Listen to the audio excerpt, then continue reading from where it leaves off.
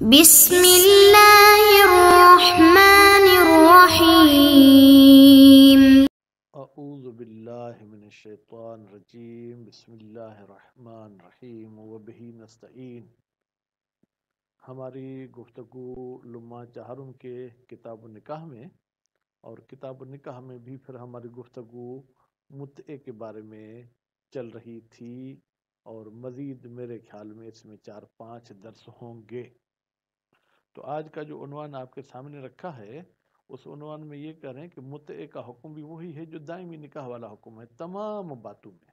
تمام باتوں کا مطلب جو نکاح میں شرط تھی متع میں بھی وہ شرط ہیں، یعنی اگر لڑکی کنواری ہے تو اس کی رضایت ہونی چاہیے، اور بعض علماء کے نزدیک اس کے ولی کی بھی رضایت ہونی چاہیے، اور اس کے ساتھ ساتھ ایجاب قبول بھی شرط تھا نکاح میں، تو اس میں بھی ایجاب و قبول شرط ہے۔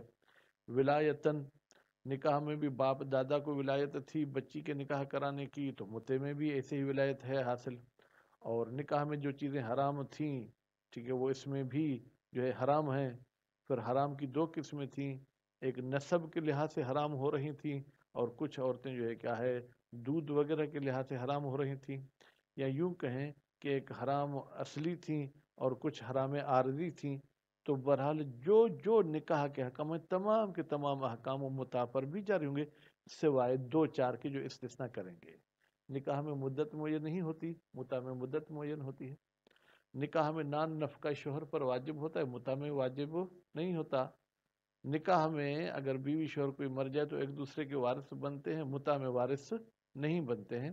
باقی سیگا پڑھنا، اولاد کا حلالی ہونا، اور اس کے ساتھ ساتھ جو ہے کیا ہے وہ مہر کا معین کرنا، یہ تمام کے تمام شرائط ہیں۔ تو اب ہم چلتے ہیں جناب، وہ حکمہ عقد متع کا حکم جو ہے وہ کیسے ہے، پر اس کا حکم ایسے ہی ہے جس طریقے سے جو ہے وہ نکاح کا حکم ہے۔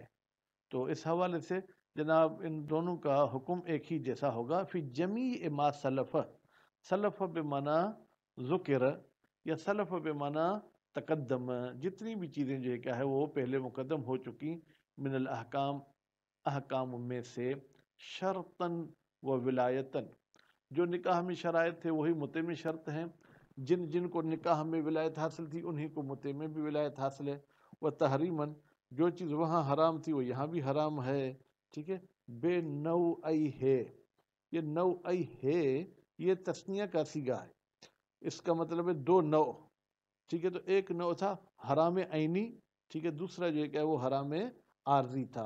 حرام عینی جیسے بہن کے ساتھ نکاح نہیں ہو سکتا، متع بھی نہیں ہو سکتا، اور جیسے عارضی حرمت سالی کے ساتھ 2 بہن کو ایک ساتھ جمع کرنا نکاح میں بھی صحیح نہیں ہے تو متع میں بھی صحیح نہیں ہے، حتیٰ کہ ایک بہن کے ساتھ نکاح ہو دوسری کے ساتھ متع ہو تو بھی صحیح نہیں ہے، الا مستثنیہ، سوائے چند امور کے ایک جیسے نہیں ہیں جن کی استثناء کی گئی ہے۔ وہ کیا ہے؟ من، یہ مستثنیہ کو واضح کر رہا ہے، ان المتعۃ لا تنحصر فی عدد، متع کسی عدد میں محدود نہیں ہے، جبکہ نکاح 4 تک محدود تھا۔ وہ نصاب، عدد اور پھر نصاب، یہ 2 چیزیں بیان کی، تقریباً دونوں کا مطلب ایک ہی ہے۔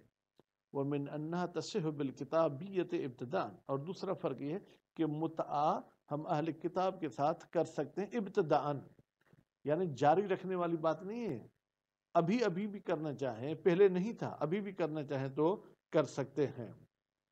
اس کے بعد پھر فرماتے ولا تقدیر فی المہر قلۃ و کثرۃ، یہ استثنائی مورد نہیں ہے بلکہ یہ ایک حکم ہے۔ فرماتے کوئی حد بندی نہیں ہے مہر کی قلت کے لحاظ سے، کم از کم کتنی ہو کوئی حد بندی نہیں ہے، زیادہ سے زیادہ کتنی ہو اس کی بھی کوئی حد بندی نہیں ہے، بل ما تراضی علیہ، بلکہ حق مہر اتنی ہونی چاہیے جس پہ یہ دونوں راضی ہوں، ایک ان کی رضایت ہونا شرط ہے، دوسری بات مما یتمول، اور وہ ایسی ہو جو مال بھی ہو، مٹی کا چلو بھر کے آپ کہیں یہ میں نے مٹی آپ کو حق مہر میں دے دی، بھائی مٹی کی تو کوئی مالیت نہیں، الا ان کے کوئی مٹی بھی سونے کے ساتھ ملی ہوئی ہے، چاندی کے ساتھ ملی ہوئی ہے، ولو بکف من بر، یہاں تک کہ اگر گندم کا 1 چلو بھی دے دے تو بھی جو ہے کیا ہے یہ حق مہر قرار پائے گا۔ وقدرہ صدوق، اور حق مہر کی مقدار معین کی ہے شیخ صدوق صاحب نے بدرہمن، ایک درہم میں. تو یہ ان کا نظریہ ہے، ہمارے پورے فقہ جعفریہ والوں کا نظریہ نہیں ہے. وقضا، جیسے مہر میں کوئی حد معین نہیں ہے، اسی طریقے سے کوئی مدت بھی معین نہیں ہے. فی الاجل، اجل میں کوئی مدت معین نہیں ہے. قلتاً و کثرتاً، 5 منٹ کے لیے کریں، 5 سال کے لیے کریں، 50 سال کے لیے کریں.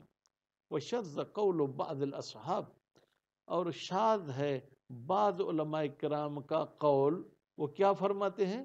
فرماتے ہیں قلتاً، کم از کم جو ہے کیا ہے، متا کتنا ہونا چاہیے؟ بیما بین طلوع الشمس و زوال، جو سورج کے طلوع سے لے کے زوال تک کا ٹائم. مثلا اگر سورج آج کل 7 بجے طلوع کرتا ہے اور زوال 12:30 تک ہوتا ہے، تو اب 7 اور 12:30 یعنی 5.5 گھنٹے سے کم نہیں ہونا چاہیے. تو کم از کم اتنا ہونا چاہیے.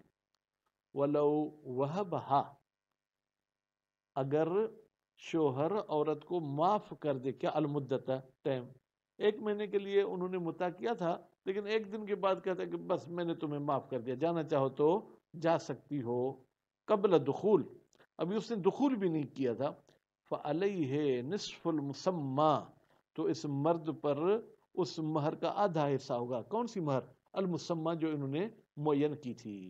کما، جس طریقے سے لو طلق فی الدوام، اگر نکاح دائمی میں بھی طلاق دیتا قبلہ، دخول سے پہلے، تو آدھی حق مہر دینی ہوتی، یہاں پر بھی آدھی مہر دینی پڑے گی. وفی الحاق ہبت بعض المدہ قبلہ، کہتے ہیں اگر یہ مرد عورت کو پوری مدت معاف نہیں کرتا، بعض المدہ، کچھ حصہ معاف کرتا ہے دخول سے پہلے، ٹھیک ہے، کیا یہ کچھ حصہ معاف کرنا بھی بالجمی، یہ ایسے ہے جیسے ٹوٹل مدت اس نے معاف کر دی؟ نظر، اس میں جو کیا ہے گویا کہ سوچنے کی گنجائش ہے، اس میں چند پہلو نکل سکتے ہیں. والاصل یقتضی عدم سکوت، اصل قانون جو ہے وہ تقاضا کرتا ہے کہ 1 مہینے سے اگر 15 دن اس نے معاف کیے تو باقی 15 دن متا رہے گا، وہ ساکت نہیں ہوں گے. ولو کانت الہبۃ بعد دخول، فرماتے ہیں اگر اس مرد نے عورت کے ساتھ دخول کیا، اس کے بعد عورت کو کہتا ہے کہ باقی مدت میں نے تمہیں معاف کر دی، بخش دی، تو پھر جناب جو ہے کیا ہے للجمی او البعض، یا پوری کی پوری مدت جو ہے کیا معاف کرتا ہے یا کچھ دن معاف کر دیتا ہے.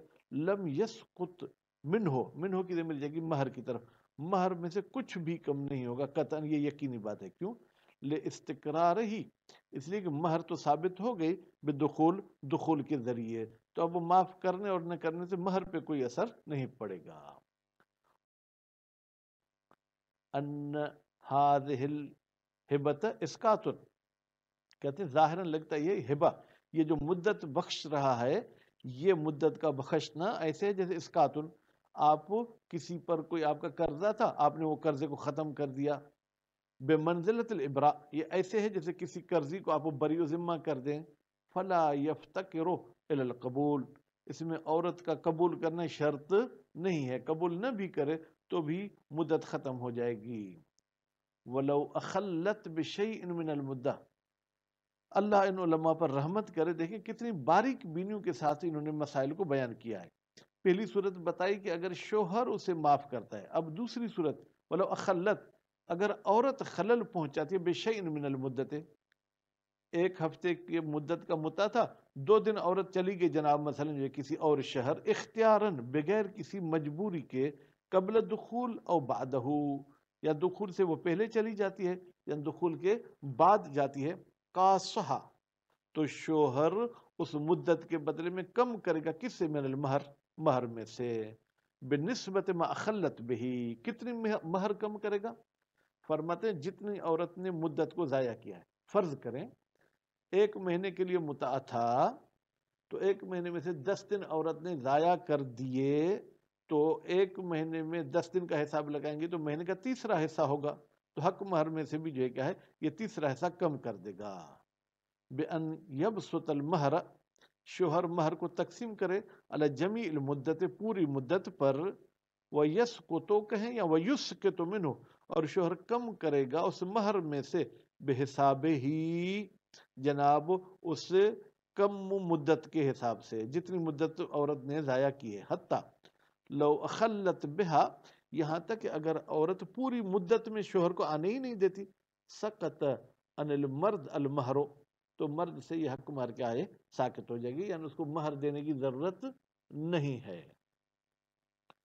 وَلَوْ كَانَ الْمَنْعُ لِعُذْرٍ، یہ اوپر والی تو صورت تھی کہ بغیر مجبوری کے عورت اس کو آنے نہیں دیتی، عورت کو کوئی مجبوری نہیں. اب دوسری صورت، وَلَوْ كَانَ الْمَنْعُ لِعُذْرٍ، اگر کسی مجبوری کی وجہ سے عورت شوہر کو آنے نہیں دیتی، کل حیض، مثلا وہ حالت حیض میں ہے، والمرض، یا وہ عورت جو ہے کیا ہے، وہ بیمار ہے، یعنی ایسا نہیں ہے کہ وہ نہیں چاہتی کہ یہ آئے لیکن وہ بیمار ہے، والخوف من ظالم، یا اس عورت کو ڈر ہے کہ کوئی ظالم اس پر ظلم کرے گا اگر متوار کے پاس جائے گی، تو لم یسکت باعتبار ہی شیئن، تو اس مجبوری کی وجہ سے جناب کوئی بھی مہر میں سے رقم کم نہیں ہوگی. وَيُحْتَمَلْ ضَعِيفًا السُّكُوت، اور ایک ضعیف احتمال ہے کہ یہ مہر ساکت ہو جائے گی بنسبت، بنسبت کا مطلب جتنے دن مجبوری چلی تھی اتنے دن کی اس کو حق مہر بھی نہیں دے گا. کل اختیاری، جیسے اختیاری حالت میں اگر عورت روکتی تو وہ حق مہر کم ہو جاتی، اس میں بھی کم ہو جائے گی. کیوں؟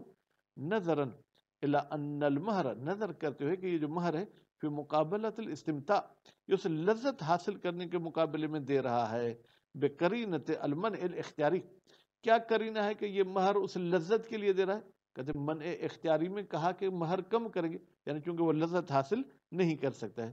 وہ ہوا یہ استمتاع کا حاصل نہ کرنا مشترکن بین الاختیاری والاضطراری، یہ دونوں حالت میں مشترک ہے. اختیاری حالت میں بھی وہ جو ہے لذت حاصل نہیں کر سکتا، مجبوری والی صورت میں بھی لذت حاصل نہیں کر سکتا. فرماتے اس احتمال کا ضعیف ہونا بالکل ظاہر ہے. بھائی مجبوری میں تو حرام چیز بھی حلال ہو جاتی ہے، تو عورت کی مجبوری تھی حالت حیض میں، اس سے کیا وہ لذت حاصل کرتا. وفی روایت عمر ابن حنظلہ عن صادق علیہ السلام، اور ایک روایت نقل کی ہے جناب عمر ابن حنظلہ نے امام جعفر صادق علیہ السلام سے، ما یدل علی الحکمین، جو دونوں حکموں پہ جو ہے کہ وہ دلالت کرتی ہے، دونوں حکموں پہ دلالت کرتی ہے. یعنی کیا؟ یعنی حالت اختیاری میں مہر ساکت ہوگی اور حالت اضطراری میں مہر ساکت نہیں ہوگی. وہ اطلاق المقص علی ذالک الوجہ، کہتے ہیں مہر کا کم کرنا اس مدت کے گڑبڑ کرنے سے، اس پر مقاصہ کا لفظ استعمال کرنا مجاز، یہ مجاز ہے. کیوں؟ لأن مجرد اخلالها بالمدہ، اس لیے کہ صرف اس عورت کا جو ہے خلل پہنچانا اس مدت میں یوجب السکوت مقابلها من العوض الآخر، تو یہ تو آٹومیٹک گویا کہ کم ہو جائے گا، مرد کم کرے یا نہ کرے شرعن یہ کم ہو جائے گا. جبکہ تقاسم یہ ہے کہ دوسری طرف دوسری پارٹی زبردستی وہ مقدار اپنا حق والی کم کرتی ہے. وہ مثل هذا لا يؤد مقاصتاً، جہاں پر آٹومیٹک ایک عوض کے بدلے میں دوسرے عوض سے کچھ کمی ہو، اس کو تقاص نہیں کہا جاتا ہے. وَلَوْ مَاتَتْ فِي أَثْنَاءِ الْمُدَّةِ، اگر عورت مر جائے اس مدت کے دوران، 1 مہینے کے لیے مطاع کیا تھا، 15 دن کے بعد وہ مر گئی، او قبل دخول، یا عورت کو ابھی اس نے دخول نہیں کیا تھا وہ مر گئی، فَأَوْلَا بِعَدَمِ سُقُوطِ شَيْءٍ، پھر تو بطریق اولا حق مہر میں سے کچھ بھی کم نہیں ہوگا. کدائم، جیسے نکاح دائمی میں موت کی وجہ سے کچھ کم نہیں ہوتا، تو اس طریقے سے جو ہے کیا ہے متے میں بھی موت کی وجہ سے کچھ کم نہیں ہوگا، حق مہر اس عورت کو ملے گی. تو یہ آج کی ہماری گفتگو اس میں تھی کہ بھائی متے کو غلط نہیں سمجھے، متع بھی عقد دائمی کی طرح ایک اسلامی عقد ہے جس کا قرآن حدیث میں ذکر ہے. اس کے کچھ احکام پڑھے ہم نے، مزید احکام انشاءاللہ اگلے درس میں پڑھیں گے. وصلی اللہ علی محمد و آل محمد.